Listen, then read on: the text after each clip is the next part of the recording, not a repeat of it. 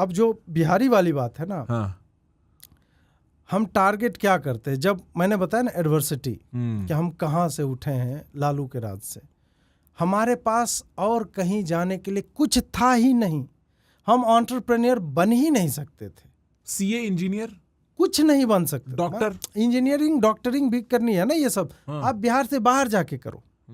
बिहारी क्यों हर जगह पे, कैलिफोर्निया हम साला समुद्र में जाके छठ मना रहे हैं हम लोग ये बात ही सच है, ये बात है ही ना, सच है। मना रहे हैं कि नहीं? आपने देखा होगा, आपके यदि बिहारी मित्र होंगे, फैमिलीज वैसी होंगी, तो पास के नदी में, तालाब में, पोखर में, कहीं पे भी बिहारी रहे, नवंबर में छठ करेगा ही। भाई साहब जाम लगता है, फरीदाबाद में जाम लगता है, हाँ है ना। हाँ। तो वो क्यों है? क्यों? इट इज नॉट दैट कि हम बहुत वो खोजी टाइप के कोलंबस हैं बिहार वाले, नहीं, हम कोलंबस नहीं हैं, हम अपनी व्यवस्थाओं के सताए हुए लोग हैं, जहाँ पे हमारे पास बाहर निकलने के अलावा और कोई मार्ग नहीं था। तो जो यूपीएससी है ना, या पढ़ाई में ही, बिहारी खाली यूपीएससी नहीं कर रहा है, आप सारी पढ़ाई मतलब में, सब चीज में। क्यों? क्योंकि उसके लिए खाली दिमाग चाहिए। इसी को मैं आरक्षण के पैरेलल आपको दिखाना चाहता हूँ। आरक्षण वाले भी सोच लेना कि यार ये ऊंची जाति तथाकथित वाले हमसे ऊंचे क्यों हैं, खाली दिमाग ही तो चाहिए पढ़ने के लिए। और वो अपना 1 पॉइंट एजेंडा बना ले कि नहीं, तुम्हारा 90 मार्क्स जो कट ऑफ है तो हम 93 लेकर के आएंगे। जिस दिन वो इस दिशा में सोचने लगेंगे, जैसे बिहारियों ने सोचा कि तुम लॉ एंड ऑर्डर बर्बाद कर दो, तुम यहाँ पे स्कूल्स कॉलेजेस नहीं दो, हम IITs compete करेंगे, IT में भरेंगे, हो जाएगा। सुपर 30 में आप जाके देखिए कि कौन से बच्चे पढ़ रहे थे, कहाँ के, एकदम डाउन ट्रॉडन, बिल्कुल डेस्टिट्यूट्स, एकदम गरीबों में भी जो गरीब होता है, खाली माथा, दैट्स इट। और इस पे तो तुम मेहनत करके डेवलप कर, जिम जाने की आवश्यकता नहीं होती इसके लिए। जितना पढ़ोगे, जितना लॉजिक समझ में आएगा, उतना math, science, arts, liberal arts, जिस फील्ड में जाना चाहोगे उसमें अच्छा करोगे। तो हमने, बिहारियों ने सोचा साला सबसे बड़ी नौकरी क्या है देश में, मतलब कलेक्टर बन जाना, तो वही बनेंगे। लगे रहे उसमें, और लगे रहे इतने कि एक समय था, अभी से 5-7 साल पहले तक, और अभी भी मुझे लगता है वो डेटा थोड़ा सा ऊपर नीचे हुआ होगा, कि एक रेशियो था कि पूरे भारत के हर डिस्ट्रिक्ट में या तो कलेक्टर या एसपी या दोनों एक बिहारी होगा।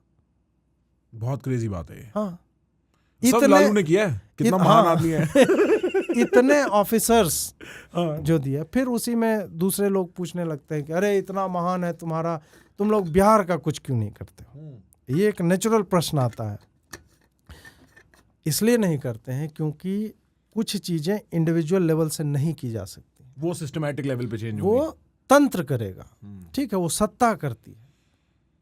यूपी और बिहार 2017 में पैरेलल थे, एक ही जगह पे थे, क्योंकि यूपी नीचे आ गया था और बिहार उठ रहा था। ठीक है, बिल्कुल। और अब देखिए यूपी $1 ट्रिलियन इकोनॉमी की बात करता है और उतने MOU साइन करवा लेता है वो। कोविड के टाइम में तुम्हारे यहाँ मैन्युफैक्चरिंग यूनिट्स लग रहे हैं फोन के, इलेक्ट्रॉनिक कंपनियां जो है वहां के निवेश कर रहे हैं, तुम्हारा नोएडा जो है एक हब बना दिया तुमने। कैसे बना? क्योंकि एक मुख्यमंत्री आता है, उसका एक विजन है कि नहीं मुझे ये करना है। हमारे यहाँ मुख्यमंत्री बोलता है यार हमारे यहाँ तो कोई समुंदर ही नहीं है, तो पोर्ट नहीं, इस कारण हम अनडेवलप्ड हैं। पहले से ही वो एक डिफीटिस्ट मेंटालिटी है। बैल जो होता है ना, जिसको उठाना ही नहीं, वो गर्दन ऐसे झुकाए हो पहले से, हमको उठा के चलना ही नहीं। तो बिहार का लालू के टाइम पे अंधेर नगरी वाली बात होती थी। फिर ये बात मेरे को याद है, एक टाइम पे हम, जैसे मेरी फैमिली यूपी से है, तो हम यूपी काफ़ी जाया करते हैं, मथुरा, वृंदावन, कोसी, इस साइड से हम लोग, आगरा, और हम जाया करते थे और हम देखते थे यार ये 3-3, 4-4 साल हो गए साले, ये फ्लाईओवर वहीं के वहीं बने ही नहीं है, हड्डियां गड़ दी हैं, पर उसके ऊपर माल लगाया ही नहीं है, माल बगल में पड़ा हुआ है। और उस टाइम पे मैं ये रेटरिक सुनता था कि अब यूपी वो हो गया जो बिहार हुआ करता था। 2017 के बाद आप बिल्कुल सही कह रहे हो कि माहौल बदल गया है यूपी का। और बिहार जो है ना 60s और 70s में यदि आप जाएंगे, इनफैक्ट 80s के हाफ तक, अब 60s-70s में टॉप 3 GDP कंट्रीब्यूटर्स में आता था। तो ये खराब होना क्यों शुरू हुआ? कांग्रेस के शासनकाल में उसका लालू ने कैरी ओवर किया। वहाँ पे लॉ एंड ऑर्डर आप जो ही डिस्ट्रॉय करोगे ना, तो अचानक से बिजनेसेस गायब होने लगे, क्योंकि रिलायबिलिटी खत्म हो जाती हाँ। है। अर्थव्यवस्था के सुचारू रूप से चलने के लिए कानून व्यवस्था जो है सबसे पहली प्रायोरिटी है। आपको लगता है ये इंडिया वाइड एक एजेंडा होना चाहिए कानून व्यवस्था वो है, एक तरह से है।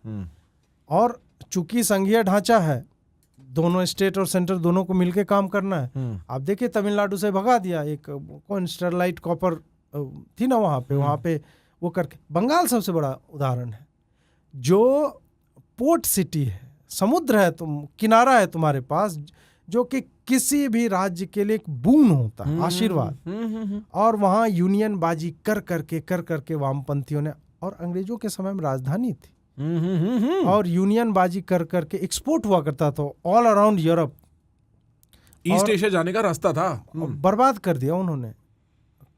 कैसे बर्बाद? यूनियन बाजी से हुआ। उसके लॉ एंड ऑर्डर एकदम लॉलेसनेस, किसी को कोई भी कहीं पे भी मार देगा। सर्वहारा की क्रांति हो रही है, उसको कंटिन्यू ममता जी के भी टाइम में जो है वो बहुत अच्छी स्थिति है नहीं लॉ एंड ऑर्डर की। पॉलिटिकल किलिंग चाहे टीएमसी वालों की हो या बीजेपी की, नंबर बीजेपी वालों का ज़्यादा है थोड़ा सा, बट टीएमसी वाले भी मर रहे हैं।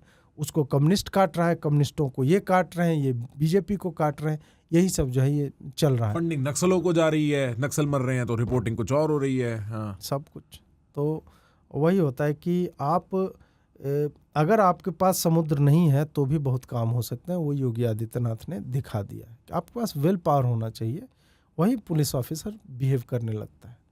ऐसा थोड़ा है कि योगी आया और उसने अपॉइंट कर दिया अपने लोग, नहीं भाई, वो सपा बसपा में जो पुलिस अधिकारी थे वही हैं, वही म्यूनिसिपैलिटी वाले। आप लखनऊ एयरपोर्ट से उतरो और देखो यार कितना सुंदर शहर है। अच्छा, मैं बहुत टाइम से नहीं गया, 7-8 साल हो गए। कभी आप जाइए, आप मतलब भूल जाओगे कि ऐसी सड़क हमने कहीं भारत में देखी। मेरे को 2014-15 के बाद से लखनऊ नहीं गया। बढ़िया से मतलब फूल पत्ती वाले पेड़ वेड़ लगे हो, वेल मेंटेन्ड। ऐसा नहीं खाली एयरपोर्ट के इन एंड अराउंड, नहीं, पूरा लखनऊ शहर लगभग बहुत अच्छे एडमिनिस्ट्रेशन के साथ बहुत बढ़िया चल रहा है। झाड़ू लग रही है सड़कों पे। वही लोग हैं ना जो मायावती के समय में होंगे, अखिलेश के समय में होंगे, जहाँ कचरा जो है पड़ा हुआ है, nobody is giving a shit about it। या कचरा इंसान पड़े रहते थे यार सड़कों पे, तो बहुत बुरा हाल था। Guys, if you're enjoying the clips that we are putting out on this channel, you can consume all our podcasts in small clips right here. We chunk them together and release them just for your convenience. Do not forget to press the subscribe button.